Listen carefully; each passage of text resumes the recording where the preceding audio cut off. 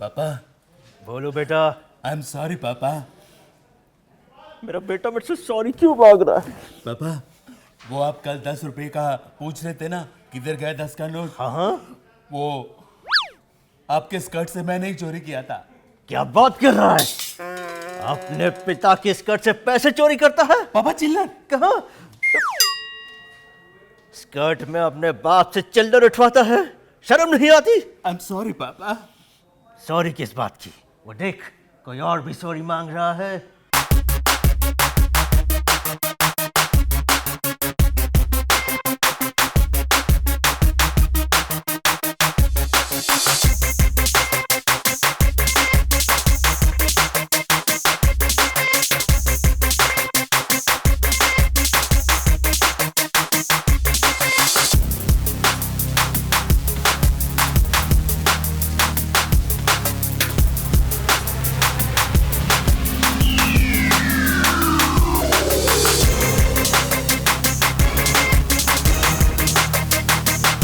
जब शिवा ने अपनी भाभी और गौतम का रिश्ता टूटते हुए इतने करीब से देखा, उसने अपने भाभी का दर्द जब खुद महसूस किया तो उसे लगा कि सच में उसने अब तक रावी के साथ बहुत ही ज्यादती की है। जी हाँ, कुछ ऐसा ही सोचकर इमोशनल हो गया शिवा। इतना इमोशनल हुआ कि उसने रावी से माफी मांग ली।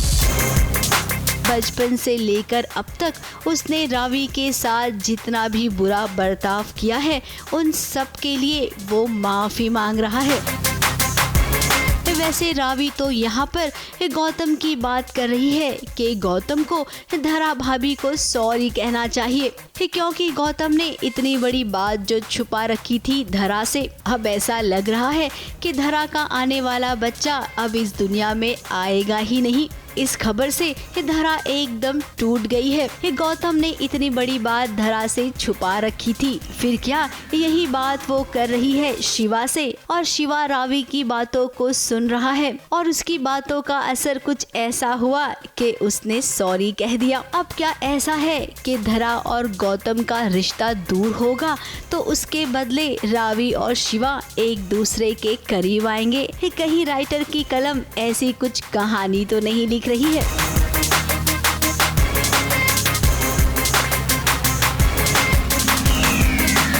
ABP news report.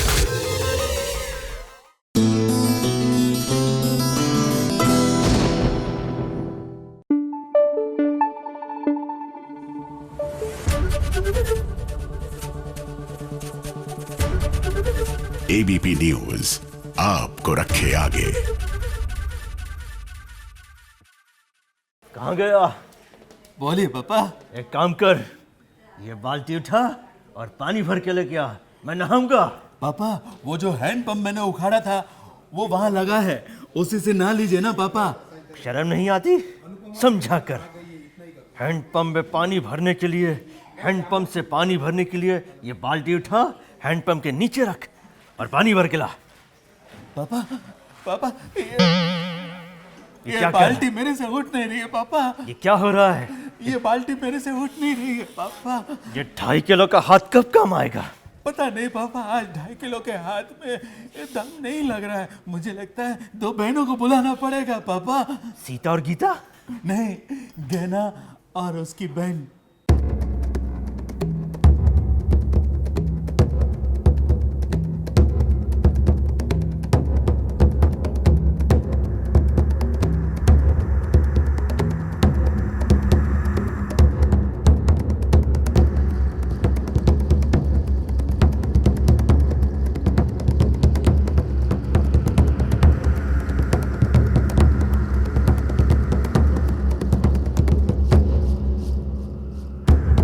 इसे कहते हैं एक तो चोरी, उस पर सीना जोरी। जी हाँ, जरा देखिए तो गहना की बहन स्वरा के स्वर जो बदल गए। जैसे ही उसने मोटा भाई से शादी की, उसके तो स्वर ही बदल गए। मेरी क्या गलती है पंडित? क्या मैंने आपसे जबरदस्ती शादी की है? अब रिश्ते में वो गहना की जेठानी बन गई है, यानी कि इस घर की बड़ी बहू। तो वो चाहती है कि बड़ी बहू का दर्जा उसे मिले। पर इस घर की बड़ी बहू होने के नाते वो मान कब मिले? बोला मुझे? आपने देखा था ना वो समिति की औरतें कैसे बेइज्जती कर रही थी मेरी, कितनी इंसल्ट की, और आपके घर वाले इतना सुनते रहे, कुछ भी नहीं बोला। मेरी क्या गलती है पंकज? क्या मैंने आपसे जबरदस्ती शादी की है? लेकिन गहना तो ये भी जानती है कि स्वरा के इरादे कितने गलत है। उसने जो भी किया है गलत किया है और आगे उसका पूरा प्लान होगा कि देसाई परिवार को इस घर से बाहर निकाल दे। अब ये जंग शुरू हो गई है दो बहनों की। मोटा भाई आप समझ नहीं रहे, ये इसकी चाल है, ये आपको फंसा रही है। मैंने कहा था तुमसे यहाँ से जाने के लिए, पर तुमने तो मोटा भाई को ही रास्ता बना लिया इस घर में आने के लिए। कहानी में यहाँ पर एक बहन अपनी बहन के पति पर डोरे नहीं डालेगी, बल्कि पति के भाई को इस्तेमाल करेगी अपनी साजिशों में कामयाब होने के लिए। चलो मुझे छोड़ो, मतलब मेरा मान सम्मान क्या गड्ढे में, आपकी बेइज्जती, घर में कोई आपसे बात ही नहीं कर रहा है। खैर छोड़िए ये सारी बातों, मुझे ये बताइए कि मैं ऐसा क्या कर सकता हूँ जिससे मेरी पत्नी के चेहरे पर स्माइल आ जाए। जो मैं कहूँगी करेंगे? आप बोल के तो देखिए। तो गहना आपके लिए अब मुश्किलें आगे बहुत बढ़ने वाली है। थोड़ा सोच समझकर कदम उठाना। हमारी मानिए तो कनक भाभी को जेल से बाहर निकलवाइए, फिर देखिए स्वरा से वो कैसे निपट लेती हैं। ABP news report.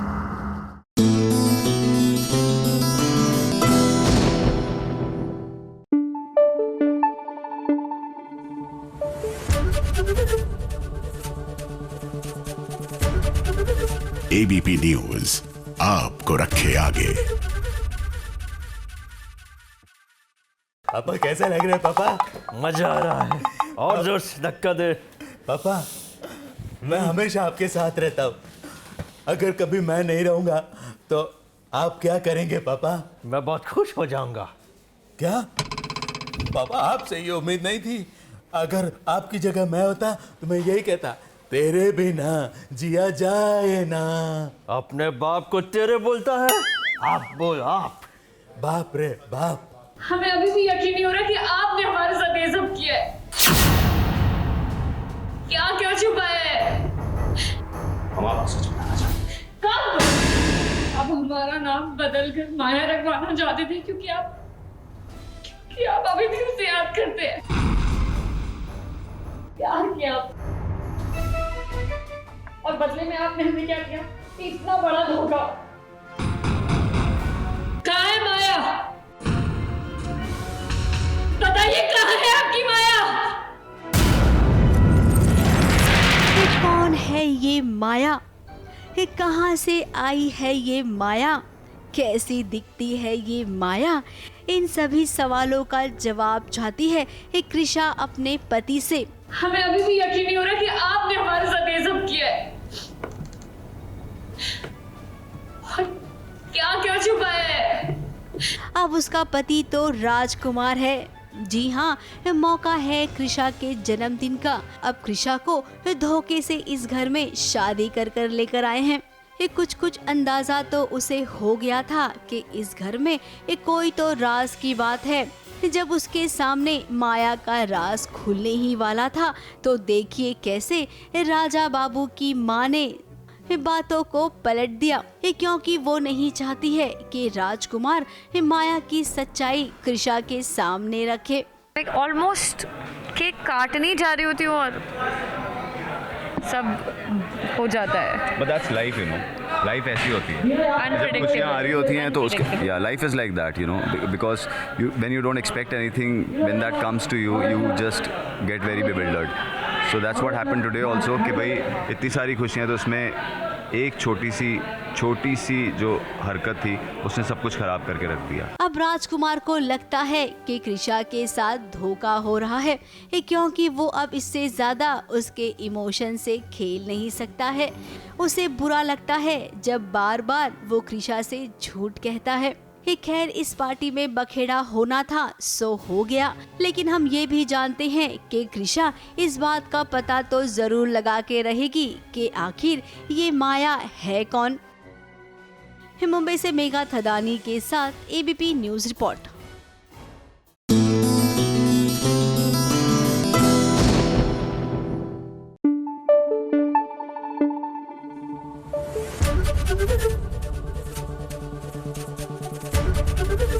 ABP news आपको रखे आगे। अपने को इधर अनुपम मिलेगी क्या पापा? अनुपमा क्या, अनुपम भी मिलेगा यहाँ। ये सास बहू और साजिश का ऑफिस है। मैं अनुपमा को ना क्या? मेरी माँ बनाना चाहता हूँ पापा। I don't mind. बट उसको माइंड होगा पापा। अपने बाप को माइंड करवाता है। सॉरी पापा। देख अनुपमा,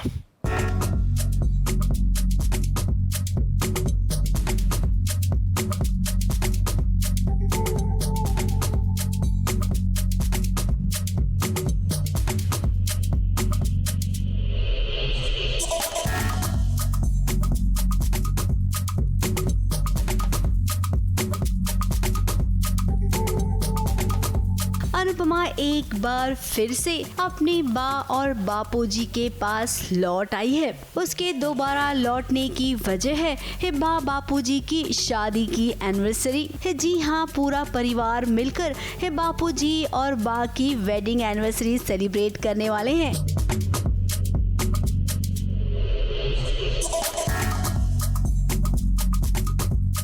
और आपको बता दें, इस मौके पर पूरा परिवार कोशिश कर रहा है कि इनकी एक बार फिर से शादी कराई जाए।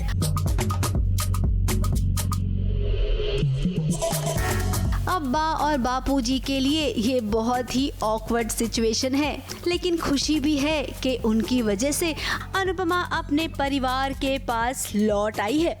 समर हर तरीके से सोच रहा है, लेकिन इस वक्त उसे और कुछ नज़र नहीं आ रहा है, सिर्फ खुशियाँ नज़र आ रही है क्योंकि बा और बापूजी का 50th वेडिंग एनिवर्सरी है और ये प्लान मम्मी का ही है। वनराज भी खुश है, तोशु भी खुश है, पाखी और समर तो सबसे ज्यादा एक्साइटेड है। ऑब्वियसली जब भी सेलिब्रेशन की बात आती है तो सारी फैमिली साथ में खड़ी होती है और सारी फैमिली वो वो उत्सव, वो जश्न के साथ आके पूरे घर का माहौल ही बदल देती है। तो आज भी वही हो रहा है। तो वहीं वनराज भी खुश है बा और बापूजी को खुश देखकर, लेकिन वो खुश नहीं है जो हमेशा साजिश करती है, यानी कि काव्या। कि आगे कुछ तो होने वाला है क्योंकि काव्या खुशियों में शामिल नहीं हो रही, लेकिन सब कुछ छुपकर सुन तो रही है, तो ऑब्वियसली कुछ ना कुछ तो होने वाला है। अब बापूजी की होने वाली इस शादी में क्या काव्या कोई नया ड्रामा करेगी या फिर अच्छे से ये सारा सेलिब्रेशन निपट जाएगा? अब सीरियल है तो भाई ड्रामे का तड़का तो चाहिए, वरना कहानी में स्वाद कैसे आएगा। मुंबई से मेघा थदानी के साथ एबीपी न्यूज रिपोर्ट।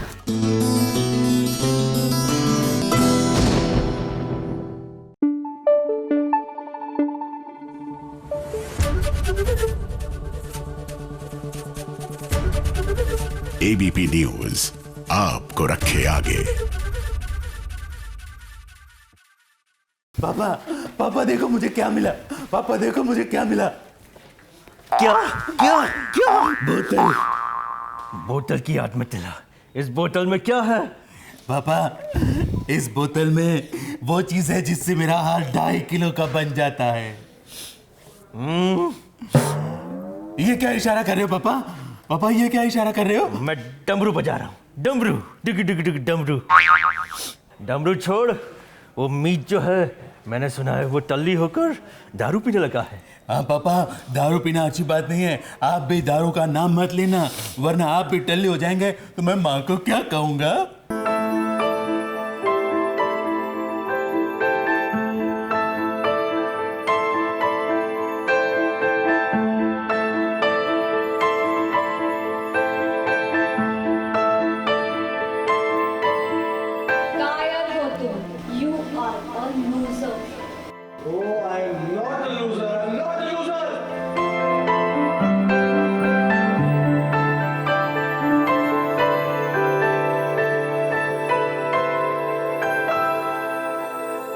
मीत की आंखों के सामने देखिए कौन आ गई है।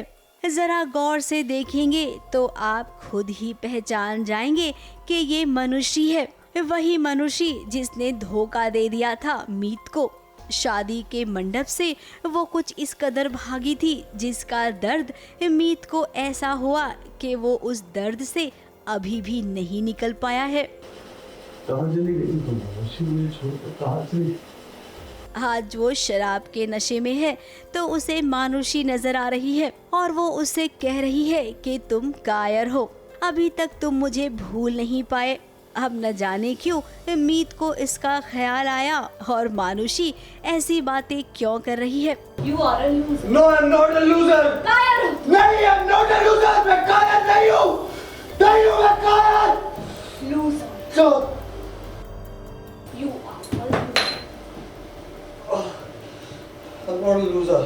अब अगर ये सपना है तो सच में बहुत ही बुरा सपना है, क्योंकि मानुषी का यहाँ पर सपने में आना और उधर सासू माँ का भी मीत से ये पूछना कि तुम मानुषी के बारे में जानती हो क्या, कि वो लौट आई है दोबारा।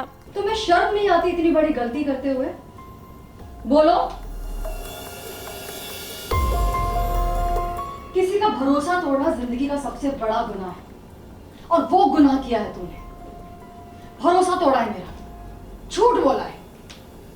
अब मीत तो कुछ कह नहीं पाई, उसने बातों को घुमा दिया। लेकिन सोचिए जब मानुषी इन सब के सामने आएगी तब क्या होगा? क्या मीत को छोड़कर मानुषी के पास जाएगा या फिर मानुषी खुद ब खुद इस घर में चली आएगी? ABP news report.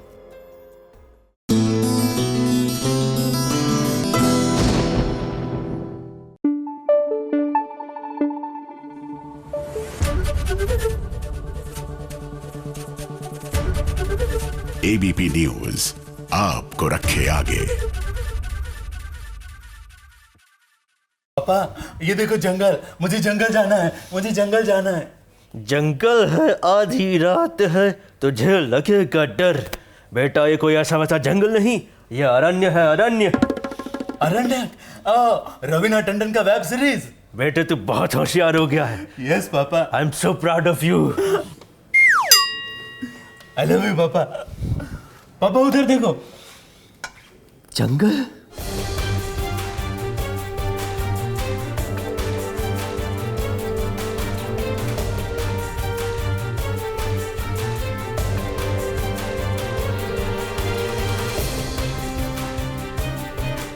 OTT platform की दुनिया में हर दिन नए कंटेंट आते रहते हैं और नए कंटेंट को प्रमोट करने के लिए नए नए तरीके भी इजाद होते हैं। जल्द ही नेटफ्लिक्स पर रिलीज होने वाली है रवीना टंडन की सीरीज अरण्यक, और इसके लॉन्च पर जब SBS ओरिजिनल्स पहुंचा महाराष्ट्र के लोनावला में तो जो देखा वो देखकर रोंगटे खड़े हो गए। इससे पहले कि एक्टर्स मीडिया के सामने आते वहां पर बना कुछ ऐसा माहौल।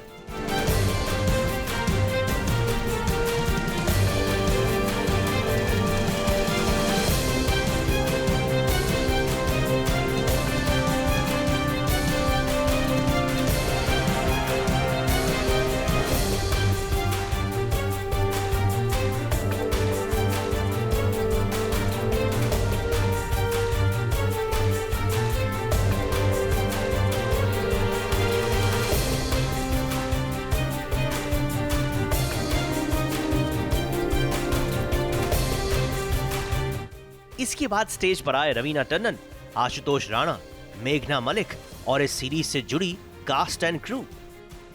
First and foremost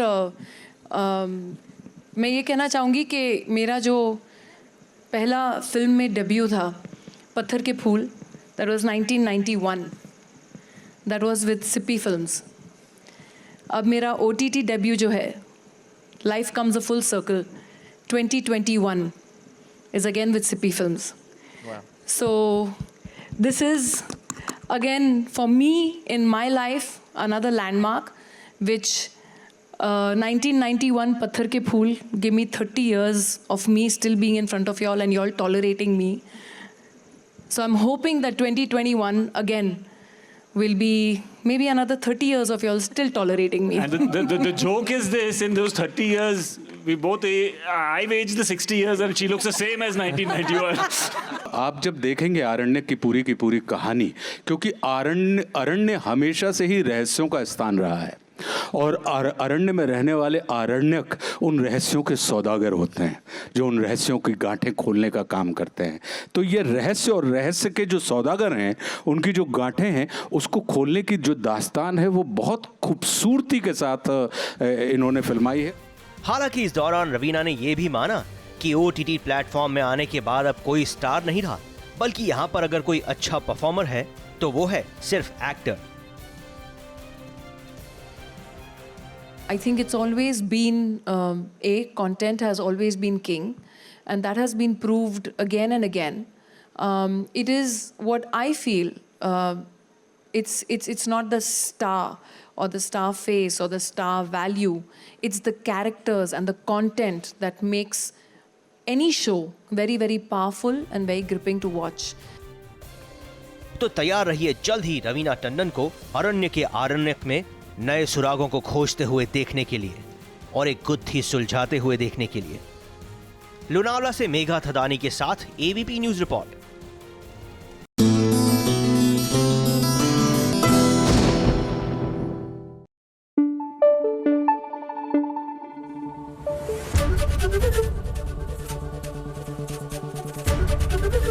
ABP news आपको रखे आगे।